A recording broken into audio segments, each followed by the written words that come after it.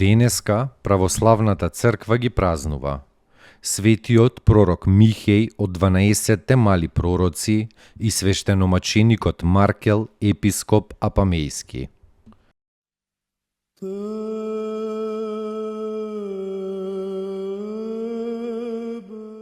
Светиот пророк Михеј од 12 мали пророци. Светиот пророк Михеј II е од племето Јудино, а од селото Мораст, поради што е наречен Мораскјанец. Современик е на пророците Исаија, Амос и Осија и на јудејските цареви Јоатам, Ахаз и Језеки. Ги изобличувал пророците на својот народ, ги изобличувал и лажните пророци кои пророкувале за вино и жесток пијалак. Ја предскажал пропаста на Самарија, ја предскажал и пропаста на Ерусалим, што дошла затоа што поглаварите негови зеле мито, свештениците учеле за плата, а пророците негови гатале за пари. Затоа, поради вас, Сион ќе биде разорен како нива, а Ерусалим ќе стане купиште од урнатини. Но од сите негови пророштва, најважно било пророштвото за Месијата, особено за местото на рождеството негово. Пророкот Витлеем го именувал како место на раѓањето на Месијата, чие потекло е од почетокот, од вечноста. Не се знае точно дали и овој пророк бил убиен од евреите или умрел со мирна смрт, но се знае дека бил погребан во своето село и дека моштите му се пронајдени, заедно со моштите на пророкот Авакум во времето на царот Теодоси Велики, според некое таинствено откровение, што го имал Елефтерополскиот епископ Зевин.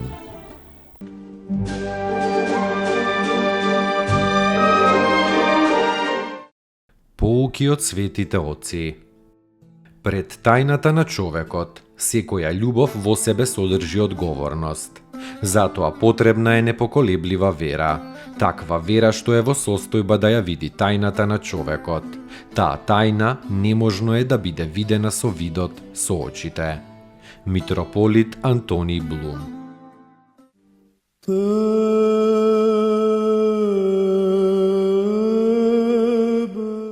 Свештеномаченикот Маркел, епископ Апамејски. Роден на Кипар од богати и познати родители. Бил високо образован, стапил во брак и имал деца. Кога му умрела жената, тој се повлекол во монашкиот живот во Сирија, оставајќи ги своите деца на Божјото привидение. Се прочул заради милосрдноста, кроткоста и духовната ученост, поради што апамејците го избрале за свој епископ. Како епископ, ревносно се трудел во обраќањето на незнабожците во христијанската вера. Кога изгорел некој идолопоклонички храм, идолопоклониците го фатиле Маркела и Божем како предизвикувач на тој пожар го изгореле во оган околу 389 година. Од животот на Свети Маркел поучно е особено тоа што кај него се споменува осветувањето на водата и употребата на осветената вода.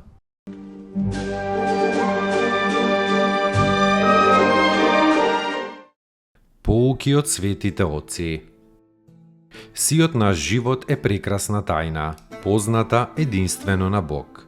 Тој се одвива чудесно по некаков таинствен план, кој што не го забележуваме и не го разбираме. Секогаш и во се постои некаква поврзаност на околностите, но целта на таа поврзаност нам не ни е позната.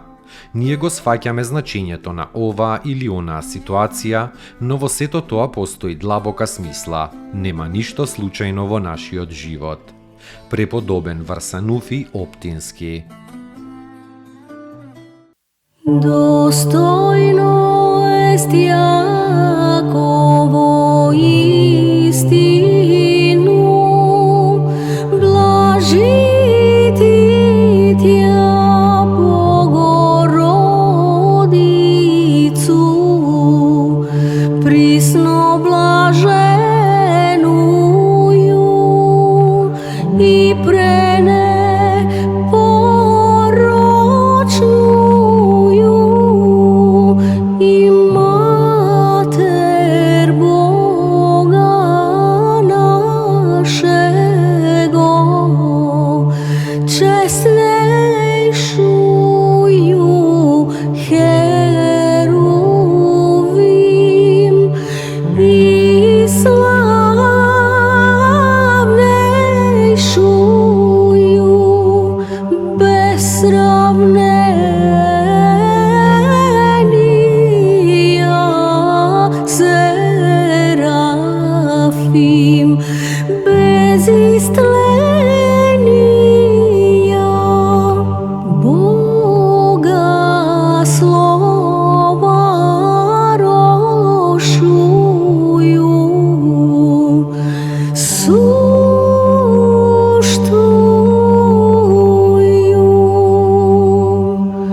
Bogorodicu, Tja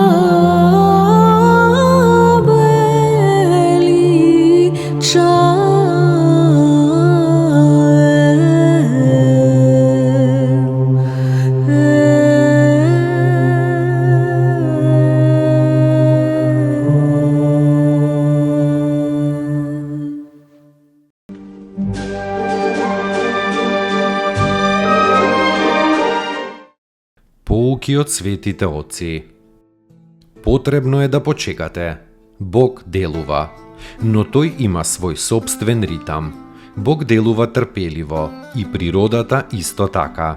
Цветот ќе се отвори кога ќе дојде времето. Се менува, но со сосема поинакво темпо од она на кое нашето избезумено општество се навикнало.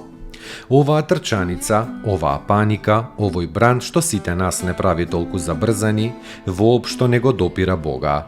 Бог не влегува во оваа луда ритмика, тој се движи во ритамот на својата љубов и на своето трпение. Старец Нектарий Виталис.